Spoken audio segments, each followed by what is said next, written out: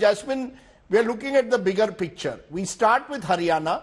Jammu and Kashmir and Haryana go together. And Haryana, suddenly the Aam Aadmi Party seems to be very keen on an alliance with the Congress. What's the deal? What is the deal that you have with the Congress? Is that what you're looking for, to be a junior partner in Haryana and then maybe strike a deal in Delhi also with the Congress? Rajdeep, first let me correct you that Aam Aadmi Party seems to have suddenly emerged on the scenes of Haryana politics. I think that is a wrong inference from what you have just said. Aam Aadmi Party over the last 5 years, after we won the Delhi elections in 2020 convincingly and 2022 with a wave in Punjab, Haryana is sandwiched between Delhi and Punjab. And especially after 2022, there has been a huge wave of support across Haryana for Aam Aadmi Party. Today we have a Sangathan. You haven't won a single seat, with due regard. You haven't won a single MLA seat or an MP seat yet. No, so I'm coming to that, Rajdeep. I'm saying this has happened over the last 5 years, right? And the 2022 Punjab elections is a reflection of that. Now, that is precisely the reason that in the India alliance, we had an understanding with Congress, because we realized, the Congress has also given us 1 seat during India alliance. We had a good understanding. And that is the reason, because we don't want to cut the opposition votes. Now stepping back, what is the big picture of Haryana? Over the last 10 years, Haryana has become a failed state. And let me repeat that. Why do I say that? The law and order in Haryana has gone to the dogs. Every day you are seeing cow vigilantes killing young people, innocent people, mob lynching. Just yesterday, a young 19-year-old student, Aryan Mishra, chased for 30 kilometers and shot dead by cow vigilantes. Doesn't happen in any part of the country. It happens in Haryana. You look at the unemployment situation, 37% is the CMI data for May 2024. 37% unemployment in Haryana. The youth of Haryana are going to Israel and Gaza for jobs. There are no jobs left in Haryana. So the people of Haryana deserve a better alternative. At this point, it is important for BJP to come out of power, BJP to be in the opposition rank. And the larger motive of us talking to the Congress is that we do not want a situation where, it comes to becoming a close fight. It doesn't look like a close fight. Will you also have an alliance in Delhi, or will you pick and choose? Rajiv, we are not even talking about Delhi. Delhi is much farther away. We are talking about a state where BJP is in power. Where is BJP in Delhi? In one large car, one large SUV can accommodate all the BJP MLAs in Delhi. So we are talking right now about Haryana. Haryana, it is very important to unseat BJP, offer some semblance of governance and sanity to the people of Haryana. And for that, we are hoping that, these talks which are going on for the past 1 or 2 days will conclude. Okay. Sandeep Shastri, when you look at the big picture of these elections, it comes on the backdrop of the Lok Sabha, so it's the first major test after it. Was I right when I started off by suggesting that it appears at the moment that the opposition has the momentum, particularly because many of these states have BJP-ruled governments, and therefore there could be anti-incumbency both in Haryana and possibly in Maharashtra?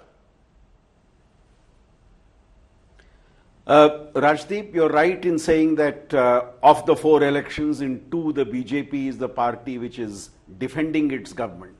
And if you look at the Lok Sabha election as the starting point for what we are going to see later this year, I think the Lok Sabha election provided us with a diversity dividend.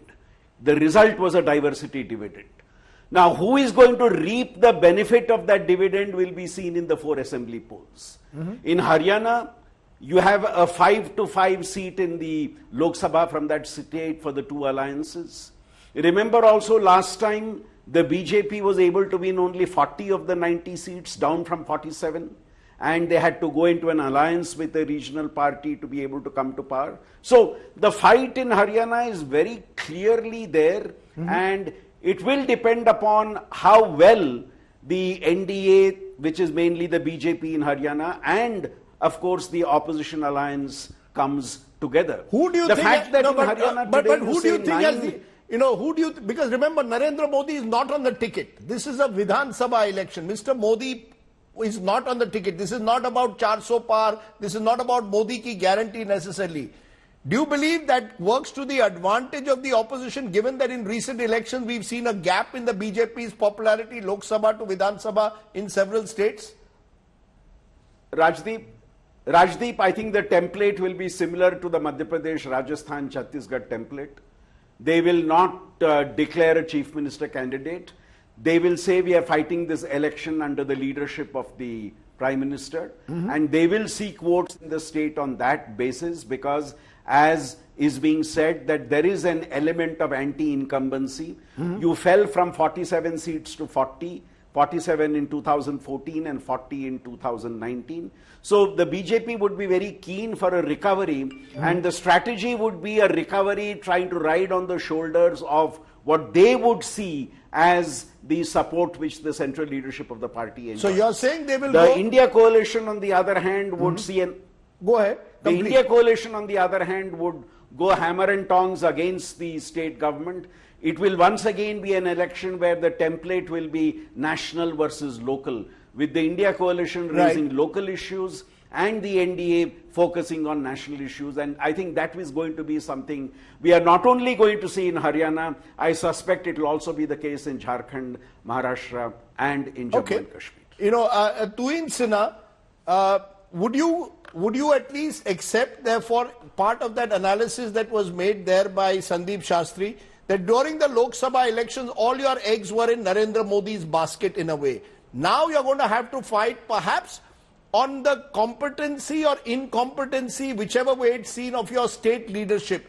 Do you believe that the fact that the manner in which regional parties were broken in Maharashtra, the manner in which perhaps the farmers' agitation took place in Haryana, the anti-Article 370 decision in Jammu and Kashmir, all of this will now be much more localized? Does that worry you or not?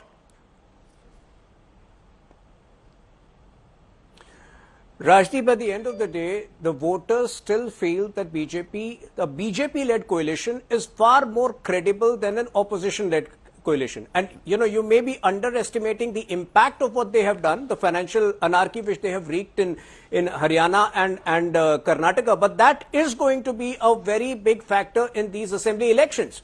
Now, you know, like the Congress has a twofold ulterior agenda, we have a twofold positive agenda, which is development, infrastructure development of an unprecedented scale, which you have seen in Maharashtra, and number two, nearly cent-percent deliverance of all social welfare schemes, which again is happening, and the two new schemes, Ladli Behan Yojana and Ladli Bhai Yojana, trust me, in the last 6 weeks have been a game changer. They will have a big impact on these elections. Okay. You know, I heard my friend Dr. Kumar speak about Jharkhand. You know, I closely am connected with Jharkhand politics. I can tell you for a fact that there is angst against you know, the Soren family, because so far, you know, most of the scams have been perpetrated by the Soren family, and with the new leader coming in from Chaibasa, right, Champai Soren, the Adivasis feel that they have an alternative. They relate more to the simplicity of this man who was insulted by Hemant Soren at the end of 4 months when he did everything, you know, to keep the JMM intact.